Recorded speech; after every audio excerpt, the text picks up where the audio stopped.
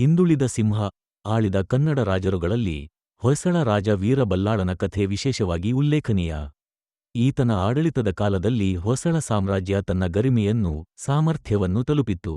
ಆದರೆ ಮುಗಲು ಆಕ್ರಮಣಗಳ ಪರಿಣಾಮವಾಗಿ ಸಾಮ್ರಾಜ್ಯವು ಕುಗ್ಗಲು ಆರಂಭಿಸಿತು. ವೀರ ಬಲ್ಲಾಳನು ತನ್ನ ಸಾಮ್ರಾಜ್ಯವನ್ನು ರಕ್ಷಿಸಲು ಶೂರತೆ ಮತ್ತು ನೀತಿಗೆ ಚಿಗುರು ಹಾಕಿದ ರಾಜನಾಗಿ ಗುರುತಿಸಲ್ಪಟ್ಟ. ಒಂದು ದಿನ, ದಕ್ಷಿಣ ಭಾರತದ ಸುಲ್ತಾನರು ದೊಡ್ಡ ಸೇನೆಯೊಂದಿಗೆ ಹೊಯ್ಸಳ ರಾಜಧಾನಿಗೆ ಹತ್ತಿಕೊಂಡರು. ಬಲ್ಲಾಳನು ತನ್ನ ಬಲಗಟ್ಟಿದ ಸೇನೆಯನ್ನು ನಡಿಗೆ ಹಾಕಿ ಶತ್ರುಗೆರೆಯ ಕಡೆಯತ್ತ ಹೊರಟ. ಭಯೋತ್ಪಾದಕ ಯುದ್ಧ ನಡೆಯಿತು.